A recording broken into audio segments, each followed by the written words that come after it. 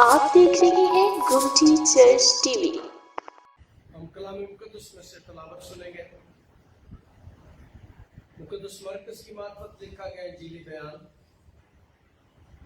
उसका 13वां बाब और उसकी 28वीं आयत से हम कलाम मुकद्दस में से तलावत सुनेंगे। मुकद्दस मरकज़ की मार्फत लिखा गया इंजीली बयान, 13वां बाब और उसकी 28वीं आयत में यूं लिखा है, अब इंजील के दरख्त से एक तमसील सीखो। जो ही उसकी डाली नरम होती है और पत्ते निकलते हैं तो जान लेते हो कि गर्मी नजदीक है।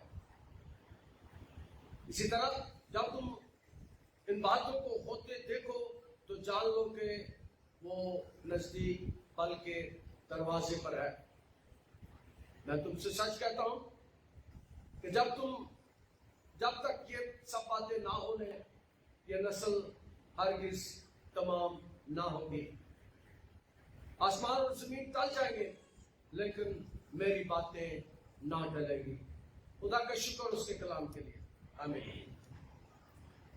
खुदा यीशु मसीह की जिंदगी में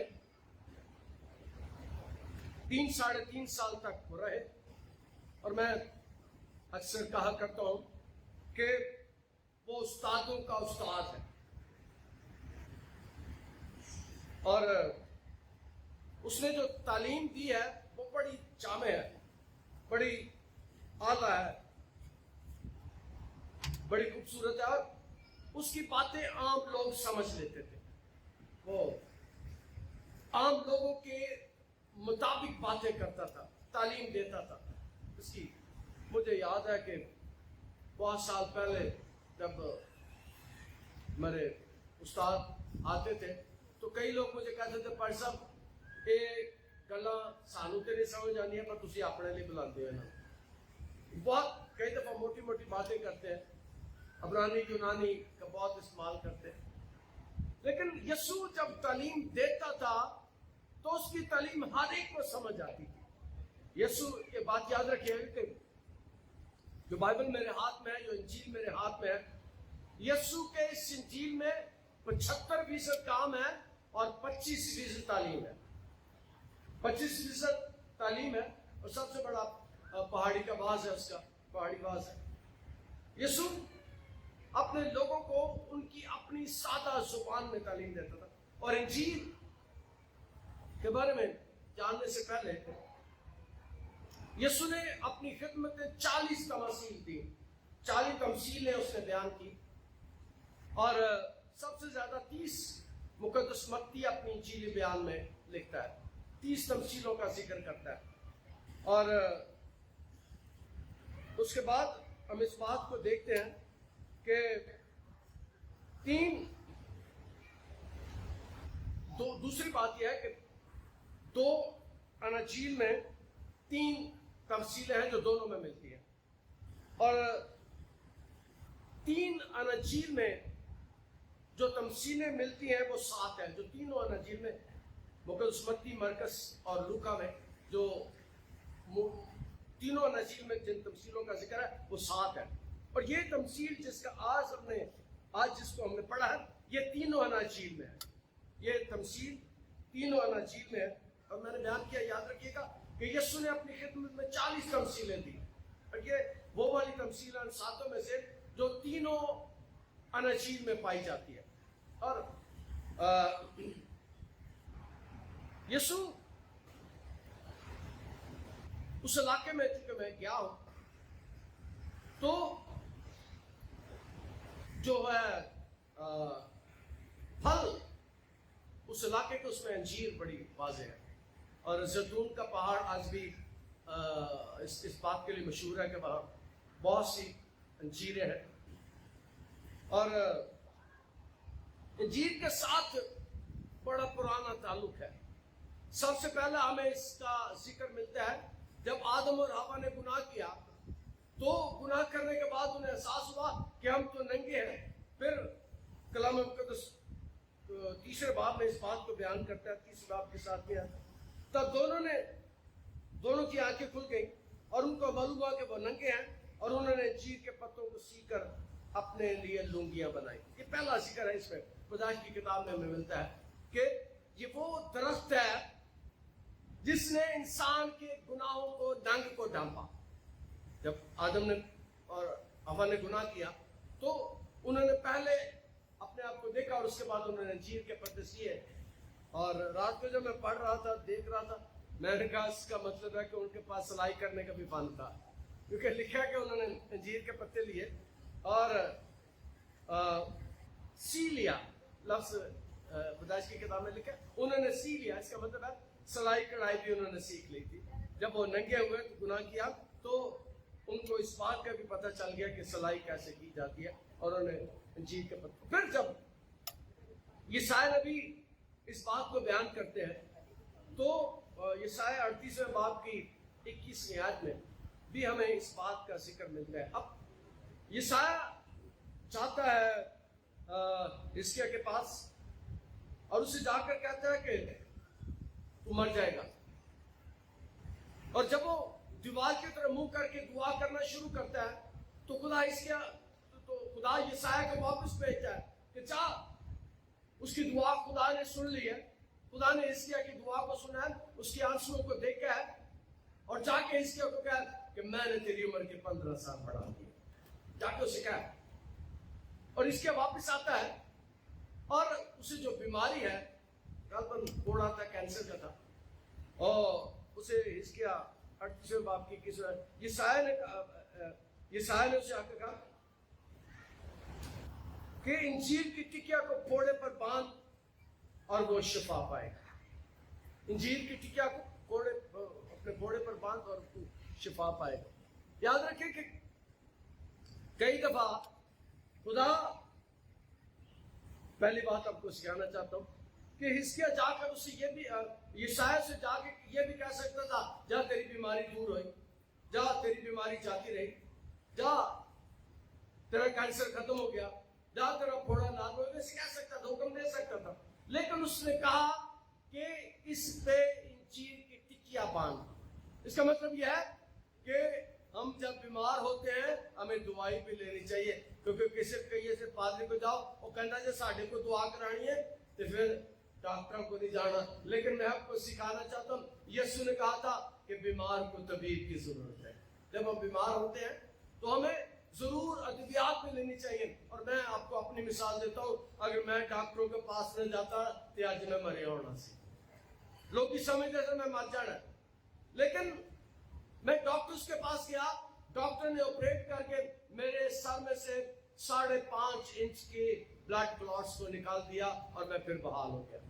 خدا اپنے جو میرے سر میں بلڈ کلوٹ تھا وہ 14 سینٹی میٹر کا تھا, 5.5 انچ تقریباً لمبا تھا وہ, اور اس نے سارا میرا نظام ختم کر دیا. میں گھر بیٹھا, میں نے دعا کی, آپ نے بھی دعا کی, لیکن خدا چاہتا تھا کہ میں ڈاکٹر کے پاس جاؤں, میرا علاج وہ بھی کرے. اور ضرور سکھانا چاہتا ہوں کہ مہربانی کر کے میں جب لوگ آتے ہیں میرے پاس رپورٹیں لے کے ٹیسٹ کی رپورٹیں, تو میں خوش ہوتا ہوں. میں کہتا ہوں کہ جب تک بیماری ہے آپ کو دوائی کھانی چاہیے. جب آپ کو رپورٹ کر کے پتہ چل جاتا ہے کہ بیماری ختم ہو گیا تو پھر آپ دوائی چھوڑیں. ایسے نہیں جب ڈاکٹر کہے کہ ہوں تو ٹھیک ہو گیا. اور کئی دفعہ ابھی جمعے کی عبادت میں, پہلی عبادت میں ایک بچہ ہاسپٹل میں داخل تھا اور اس کو ٹوٹیاں شوٹیاں لگی ہوئی تھی. تو وہ مجھے کہتے کہ ہم چاہتے ہیں کہ اسے ہاسپٹل سے چھٹی دلا کے آپ کے پاس لے آئیں اور آپ دعا کریں تو بچہ ٹھیک ہو گیا. میں نے کہا نہ جنہیں تک ڈاکٹر تو نہ کہے یہ ٹوٹیاں نہیں لانیاں, یہ خوراک والی یہ ساہ والی ناڑی نہیں لانی, لیکن ایمان رکھو تو خدا اس بچے کو کل اٹھا کر کھڑا کر دے گا. اور ایسے ہوا جمعے کی پہلی عبادت میں وہ ہاسپٹل سے بچہ لے کر یہاں آ گئے. انہوں نے کہا کہ پرسم واقعی اس کا سارا کچھ اتر گیا ہے اور یہ نارمل ہو گیا. ہمیں یہ بات جاننی چاہیے کہ حزقیہ کو اس نے ٹکیا باندھنے کا حکم دیا اور اس نے ٹکیا باندھی اور خدا نے اس کی عمر کے 15 سال بڑھا دیے. اور یہ اس کے انجیل کے ساتھ ہمیں تعلق نظر آتا ہے. اور پھر اپنی خدمت میں یسوع نے انجیر کے درخت پر ہی لعنت بھیجی تھی۔ مقدس مرکز اسی انجیل میں ہم نے 11ویں باب کی 21ویں آیت میں اس بات کو پڑھا تھا۔ 11ویں باب کی 21ویں آیت میں یوں لکھا ہے، کلام مقدس بیان کرتا ہے کہ یسوع نے اس درخت پر لعنت بھیج کر اسے سکھا دیا، اور یہ اصل میں بنی اسرائیل کے تعلق سے تھا کہ بنی اسرائیل ایمان لائے لیکن وہ ایمان نہیں لائے۔ یسوع نے اس پر لعنت بھیجی، اور میں نے چند ماہ پہلے اس کو سکھاتے ہوئے بتایا تھا کہ یسوع کے منہ سے جو بات نکلتی ہے وہ پوری ہو جاتی ہے۔ اور ہم نے اس تمثیل سے پہلے 13ویں باب میں سیکھا کہ خدا نے کہا کہ یہ ہیکل برباد کر دی جائے گی، اس کی اینٹ پر اینٹ نہ چھوڑی جائے گی، اس کے پتھر پر پتھر نہ چھوڑا جائے گا۔ اور میں نے سکھایا کہ سن 70 میں رومیوں نے ہیکل کو تباہ و برباد کر دیا، جو یسوع نے کہا تھا وہ پورا ہو گیا۔ اور شاگرد اس بات کو جانتے ہیں، اس بات کو سمجھتے ہیں کہ مصیبتیں آتی ہیں، دکھ آتے ہیں، اور یسوع کہتا ہے کہ جو ہی اس کی ڈالیاں نرم ہوتی اور پتے نکلتے ہیں تو جان لیتے ہو کہ گرمی نزدیک ہے۔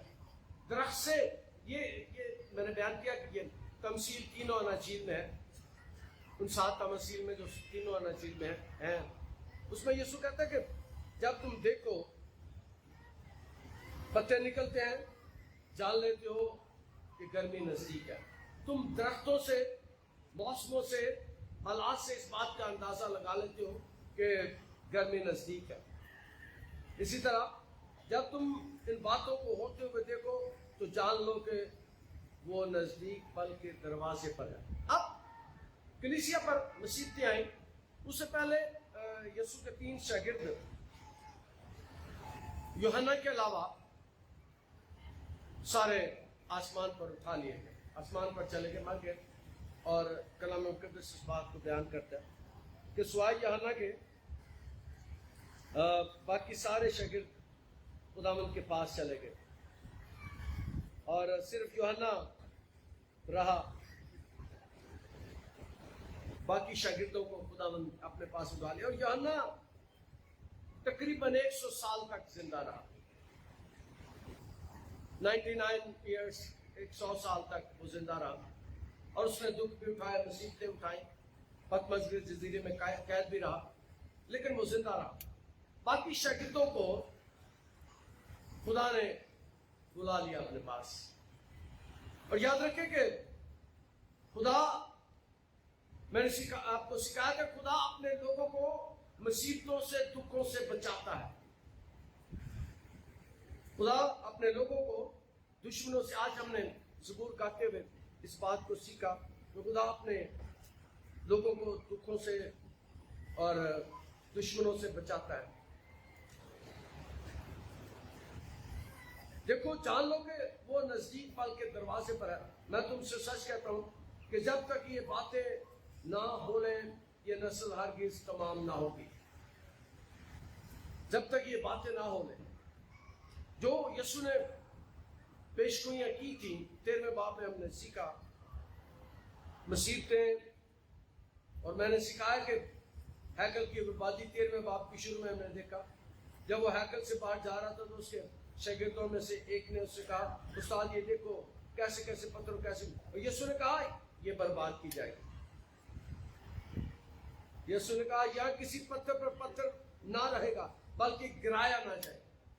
یسوع نے اس بات کی پیشگوئی کی، اور میں نے بتایا کہ سن 70 میں ہیکل تباہ برباد ہوا، رومیوں نے آ کر تباہ کر دیا۔ پھر دوسری بات یسوع نے شاگردوں کو سکھایا کہ مصیبتیں آئیں گی۔ یسوع زیتون کے پہاڑ پر بیٹھا ہے، اور میں نے بتایا کہ زیتون کے پہاڑ پر بہت سی انجیریں تھیں، انجیروں کے درخت بہت زیادہ تھے، اور یسوع وہاں بیٹھا ہوا ہے ہیکل کے سامنے۔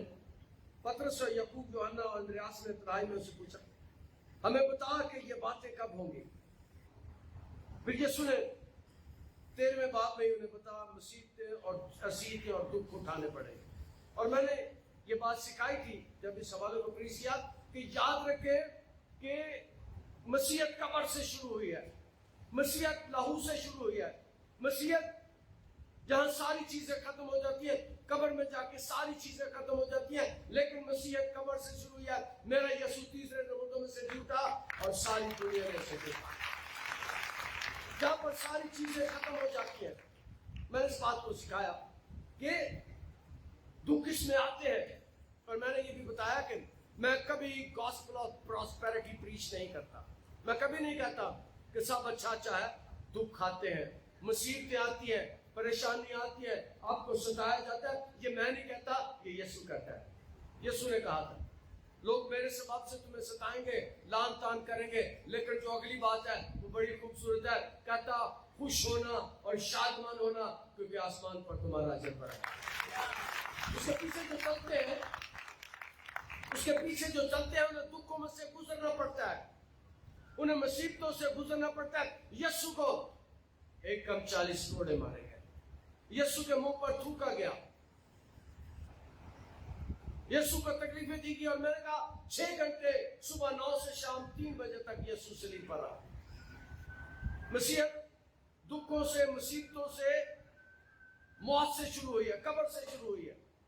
ہر اس میں دکھ آتے ہیں. یسوع نے کہا کہ جان لو جب تک یہ باتیں نہ ہو لیں یہ نسل ہرگز تمام نہ ہوگی. آسمان اور زمین ٹل جائیں گی لیکن میری باتیں کبھی نہ ٹلیں. آسمان اور زمین ٹل جائیں گی. اب یہ کون کہہ رہا ہے؟ یہ کون کہہ رہا ہے؟ وہ کہہ رہا ہے جس نے دنیا کو بتایا تھا کہ آسمان اور زمین کا کل اختیار مجھے دیا گیا. میرے پاس آسمان اور زمین کا اختیار ہے. اور صلیب پر اس نے اس بات کو ثابت کیا. جب ڈاکو سے کہا, ڈاکو نے صرف ایک بات کی, اس نے کہا کہ جب تو اپنی بادشاہ میں جائے تو مجھے یاد کرنا. یسوع نے کہا تو آج ہی میرے ساتھ آسمان پر, اس نے بہشتوں کے بند دروازے کھول دیے. تو آج ہی میرے ساتھ فردوس میں ہوگا. یسوع نے اس کے لیے بہشتوں کے بند دروازے کھول دیے. وہ کہہ رہا ہے کہ میرے منہ کی باتیں کبھی نہ ٹلے گی. اور جو بات اس نے ہیکل کے بارے میں کہی وہ ہم نے دیکھا شکا کے پوری ہو گئی. ہیکل تباہ و برباد ہو گئی اور دنیا میں سب سے بڑا عبادت خانہ وہ تھا ہیکل کی. یسوع نے اس کے بارے میں بتایا کہ ہیکل تباہ و برباد ہو جائے گا. اور میں نے آج ایک بات آپ کو بتائی تھی پہلے کلام شروع کرنے سے کہ مت سمجھے کہ یہ عبادت کرنا ہے خدا صرف ادھر ہی ہے. خدا آپ کے گھر میں بھی ہے, خدا آپ کے خاندان میں بھی ہے, خدا آپ کی زندگی میں ہے. اور ایک بات میں کہا کرتا ہوں, میں کوئی مسئلہ ہو گیا تو میں نے ایک بات دنیا سے کہی. میں نے کہا کہ میں اینٹوں, بجری, ریت, سیمنٹ سے بنی ہوئی ہیکلوں کی خدمت نہیں کرتا, میں خدا کی زندہ ہیکلوں کی خدمت کرتا ہوں. میں کبھی ایسی ہیکلوں کی خدمت نہیں کرتا, ایسے ہیکلوں کے نہیں مشکل اٹھاتا جہاں پر اینٹیں, ریت, بجری اور سیمنٹ اور سریا ہو. میں خدا کی زندہ ہیکلوں کی خدمت کرتا ہوں اور وہ آپ ہے. اور یسوع نے کہا کہ سب باتیں ٹل جائیں گی لیکن آسمان اور زمین ٹل جائیں گے لیکن میری باتیں نہ ٹلیں گی. کہتے سب کچھ ٹل جائے گا, سب کچھ ختم ہو جائے گا. اور یہ کون کہہ رہا ہے؟ جس کے پاس سارا اختیار ہے, جس کے کہنے سے سب کچھ ہو جاتا ہے, جس کے کہنے سے بڑے بڑے کام ہو جاتے ہیں.